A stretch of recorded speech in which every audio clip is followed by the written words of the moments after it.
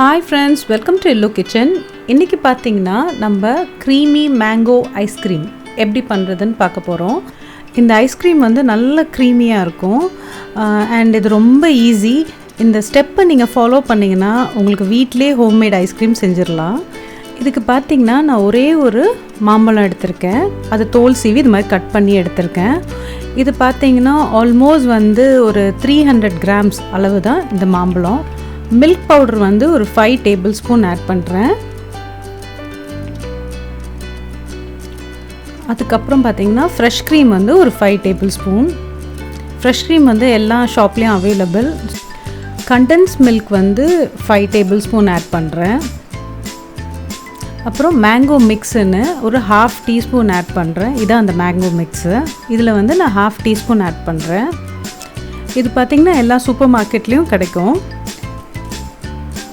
இப்போ இதில் கொஞ்சோண்டு நான் வாட்டர் ஆட் பண்ணி அதை நான் தண்ணி டைல்யூட் பண்ணி கொஞ்சம் ஆட் பண்ணிக்கிறேன்.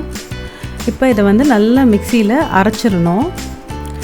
இப்போ பார்த்தீங்கன்னா இதை அரைச்சி எடுத்துருங்க. அரைச்ச அப்புறம் நீங்கள் பார்த்தீங்கன்னா இந்த மாதிரி ஸ்மூத்தாக இருக்கும். இதில் என்னென்னா அந்த பால் பவுடர் எல்லாமே இதில் ஸ்டிக்காக இருக்கும். ஸோ அதனால் நீங்கள் ஒரு ஸ்பூன் போட்டு இதை நல்லா மிக்ஸ் பண்ணிவிடுங்க. எல்லா மிக்ஸிலையும் இந்த மாதிரி தான் வரும். ஸோ அதனால் நீங்கள் அதை மிக்ஸ் பண்ணிக்கோங்க. ஃபுல் க்ரீம் மில்க் வந்து 100 ml யூஸ் பண்ணியிருக்கேன். அப்புறம் திருப்பி நான் வந்து பீட் பண்ணி எடுத்திருக்கேன். இப்போ பார்த்திங்கன்னா இதை அரைச்சி எடுத்தது இந்த மாதிரி திருப்பி ஸ்மூத்தாக இருக்கும். இதை திருப்பி இன்னொரு வாட்டி மிக்ஸ் பண்ணிவிடுங்க.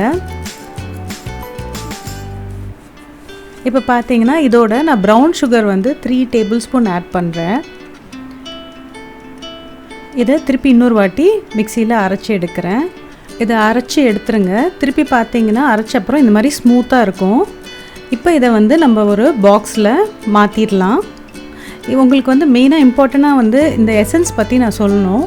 என்ன அப்படின்னா இந்த வந்து மேங்கோ மிக்ஸுன்றது வந்து மில்க் ஷேக் இது மாதிரி யூஸ் பண்ணுறது. இது எசன்ஸு. இந்த எசன்ஸ் நீங்கள் யூஸ் பண்ணுறதா இருந்தால் கலர் ஆட் பண்ணணும். இதே நீங்கள் அந்த மேங்கோ மில்க் ஷேக் யூஸ் பண்ணால் நீங்கள் கலர் தேவையில்லை.